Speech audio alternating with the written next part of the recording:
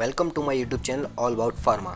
आज के वीडियो में मैं आपको कुछ ऐसे टिप्स बताने वाला हूं जिससे आप जितने भी ड्रग्स के एक्ट है, जितने भी शेड्यूल्स है, वो आप इजीली लर्न कर सकते हो। तो अब हम देखते हैं हम इसको किस तरीके से इजीली लर्न कर सकते हैं। तो ड्रग एंड कॉस्मेटिक एक्ट, इसमें ए आ रहा है, यानी अल्फ़ाबेटिकली ए पहले आता है। तो ड्रग एंड कॉस्मेटिक एक्ट जो है वो 1940 में आया। फिर drug and cosmetic act rule, यानी ए के बाद आ रहा है, तो 1945 में ड्रग एंड कॉस्मेटिक रूल आए। अब इसके दो शेड्यूल है, शेड्यूल 1 एंड शेड्यूल 2। शेड्यूल 1 में जितनी भी बुक्स है आयुर्वेदिक, यूनानी, सिंधा, वो सब आती है।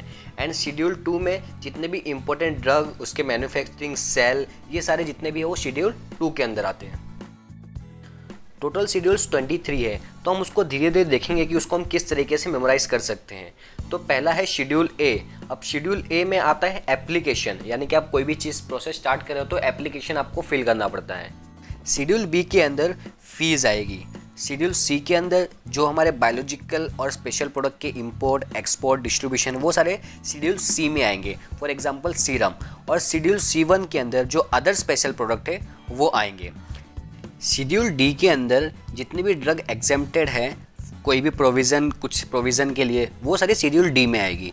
शेड्यूल ई के अंदर जितने भी हमारे पॉइजनस सब्सटेंस है वो होंगे, बट ये ओमिटेड है, इसको आपको मेमोराइज करने की कोई ज़रूरत नहीं है। शेड्यूल E1 के अंदर जो भी हमारे आयुर्वेदिक, सिद्धा, यूनानी की जो भी पॉइजनस सब्सटेंस की लिस्ट है वो सारी शेड्यूल E1 में आएगी। अब अगर शेड्यूल F की बात करें तो ये दो तरीके से कैटेगराइज किया गया है, एक है सीरियल नंबर में, दूसरा है रोमन नंबर में। तो शेड्यूल F1 जो है रोमन नंबर का, उसमें सारे भी अपने जो भी ब्लड बैंक के जितने भी स्पेस और रिक्वायरमेंट क्या क्या है वो सारी F1 में आएगी। और शेड्यूल F2 के अंदर उसके लाइसेंस वगैरह, जो भी ब्लड बैंक के लाइसेंस की रिक्वायरमेंट वो सारी शेड्यूल F2 में आएगी। अब शेड्यूल F1 के पार्ट 1 में आएगी वैक्सीन्स, शेड्यूल F1 के पार्ट 2 में आएगी सीरा, और पार्ट 3 में आएगी सारे डायग्नोस्टिक एजेंट। शेड्यूल F2 की बात करें तो उसमें सर्जिकल ड्रेसिंग आएंगे, F3 में अम्बिलिकल टेप स्टैंडर्ड आएगी, और शेड्यूल FF के अंदर सारे ऑप्थेल्मिक प्रिपरेशन आएंगे। शेड्यूल G के अंदर जो भी ड्रग्स मेडिकल सुपरविजन के अंडर में आती है वो सारी शेड्यूल G में आती है। शेड्यूल H के अंदर सिर्फ प्रिस्क्रिप्शन ड्रग आती है। शेड्यूल I ओमिटेड है। शेड्यूल J के अंदर जो भी ड्रग्स है जो प्रॉपर्ली डिजीज को क्योर नहीं कर पाते, वो सब ड्रग की लिस्ट शेड्यूल J में आती है। शेड्यूल K के अंदर जो भी ड्रग्स जो मैन्युफैक्चरिंग या सेल्स के लिए रोक दी गई है वो सारी शेड्यूल K में आती है। शेड्यूल L है वो ओमिटेड है। शेड्यूल L1 के अंदर GLP आती है, यानी कि गुड लैबोरेटरी प्रैक्टिस, और शेड्यूल M में GMP आती है, good manufacturing practice. Schedule M जो है वो GMP के लिए है, उसमें 3 पार्ट्स है, M1, M2, M3। M1 जो है वो होम्योपैथिक के लिए है, M2 कॉस्मेटिक के लिए है, और M3 जो है वो सारी मेडिकल डिवाइसेस के लिए है। और जो शेड्यूल N है उसमें हमें कितनी इक्विपमेंट, मिनिमम कितनी हमें इक्विपमेंट की रिक्वायरमेंट है to running a pharmacy profession, वो सारे शेड्यूल N में आएंगे।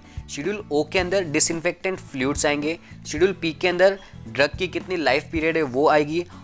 शेड्यूल P1 में पैक साइज ऑफ ड्रग्स आएंगी। शेड्यूल Q जो है वो कोल टार कलर और जो भी पिगमेंट जो यूज़ हो रहे हैं कॉस्मेटिक और सोप के लिए, वो सारे शेड्यूल Q के अंदर आएंगे। शेड्यूल R जो है वो कॉन्डम्स और मैकेनिकल कॉन्ट्रासेप्टिव मेथड के लिए है। शेड्यूल S जो है वो स्टैंडर्ड फॉर कॉस्मेटिक्स के लिए है। शेड्यूल T जो है उसके अंदर जितनी भी GMP की रिक्वायरमेंट है फॉर आयुर्वेदिक, यूनानी और सिद्धा, वो सारी शेड्यूल T के अंदर आएंगी।